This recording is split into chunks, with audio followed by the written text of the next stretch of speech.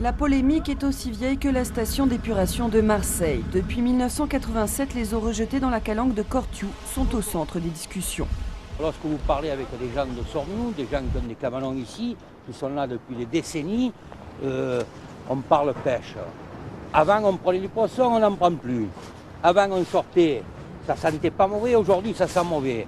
Et l'eau est sale.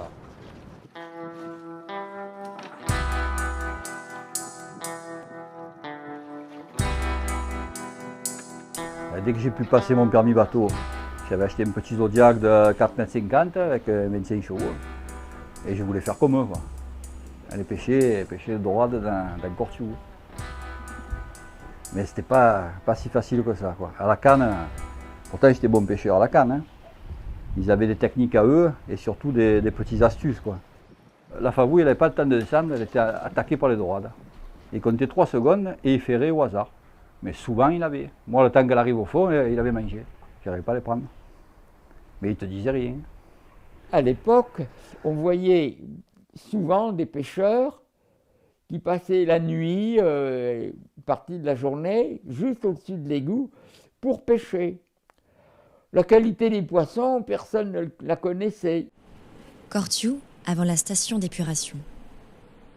Le rejet malodorant s'étale sur plusieurs centaines de mètres au large. Sous la surface, les déchets urbains flottent entre deux eaux. La visibilité est exécrable, mais la vie grouille, attirée par la matière organique qui se déverse en mer. Les vers marins qui se sont adaptés au rejet pullulent dans la vase qui tapisse le fond. Les vers attirent le poisson éveille les convoitises.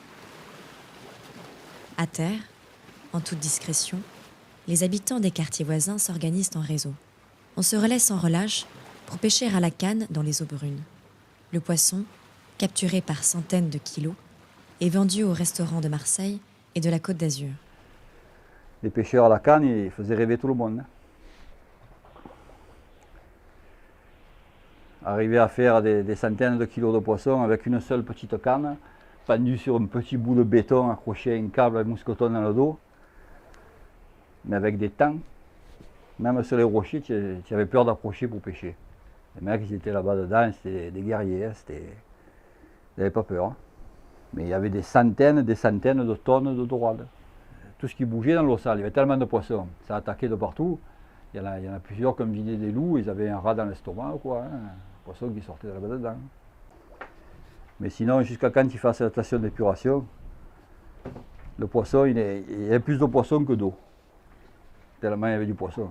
Et les anciens ils partaient faire la bouléjade le soir, tu vois, d'ici. Quand ils calaient leur filet en rond, ils avaient vraiment une heure précise où ils pouvaient y aller, hein, sinon les autres ils ne laissaient pas faire, hein. Donc ils le laissaient faire vite une bouléjade et puis après ils rentraient. Quand les 200 mètres de filet, ils faisaient un peu de bruit avec le moteur. Mais à terre de ces falaises, là, avec le moteur, tellement il faisait du bruit, tellement il y avait des dorades, les dorades sortaient de l'eau. Et ça donnait envie d'y aller, quoi. Pour quelqu'un qui aime pêcher à la canne, c'est... Des postes sont aménagés sur chaque mètre disponible autour de Cortiou, y compris à flanc de falaise au-dessus du vide.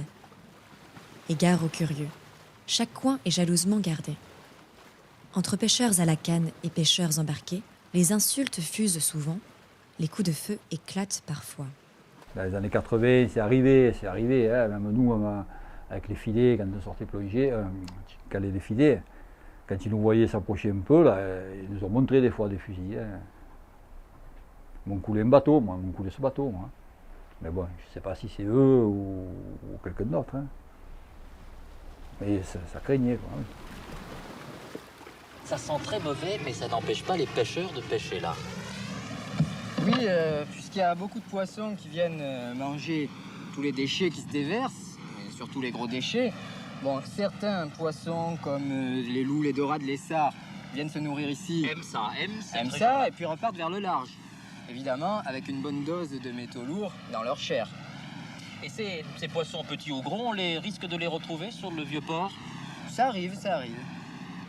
On arrive à les trouver. Une fois, j'ai même vu à l'étal dorades de Cortiou. Mais bon, a priori, hein, il n'y a pas eu trop de malades. Et tout le monde a mangé, hein, dans tous les restaurants. Tout le monde y a été, hein. Après, j'ai eu des copains qu'eux, ils ont commencé à y aller en chasse sous-marine, mais beaucoup plus tard, les années 80. Là. Ils me disaient, tu te mets à l'eau dedans. Je dis, non, je ne me mets pas à l'eau là, moi. Et j'hésitais, finalement, je m'y suis mis un petit peu. Ouais, c'était une zone vraiment particulière qui a fait peur à pas mal de personnes hein, dans ces eaux sales. Pourtant, j'ai jamais eu peur en chasse sous-marine. Cette zone, oui, c'est une zone qui te faisait peur. Déjà sur 1 mètre de fond, tu ne voyais pas du tout. Tellement qu'il y avait de poissons autour, tu étais entouré, tu avais des murs de poissons de tous les côtés. Et là, tu regardais que les yeux. Tu voyais les yeux passer, tu choisissais une paire d'œils un peu gros. Là, hein. Et là, tu tirais un gros loup, souvent. Tu voyais à 1 mètre devant toi, dans l'eau marron, tu vois. Et quand tu arrivais au fond, tu avais toujours la hantise de tomber sur une ferraille, de tomber sur un caddie, un matelas, tout ce qui pouvait sortir de là-bas dedans, parce qu'il y a de tout qui sortait. Un arbre, dans la nuit, te sortait un arbre qui se plaçait au fond, tu rentrais dans les feuillages. Tu croyais que tu étais sur une berge de rivière. Là maintenant, tu ne prendras pas plus de poissons, c'est fini. Ils sont partis. Et la saleté, tu la prends quand même, hein, sur les abords. Ça, elle sort toujours. Et petit à petit, quand ils ont mis la station d'épuration, même moi avec un petit moyen, quoi, en calant quelques hameçons comme ça, j'ai vu la différence. Les dorades, elles ont quasiment déserté la zone. Les loups, c'est pareil. Les anguilles, il n'y en a plus, alors qu'il y en avait 4 ou 5 tonnes qui frayaient chaque année là, sur 100 mètres carrés. Là. Et celles-là, il n'y en a plus une. Elles sont toutes mortes.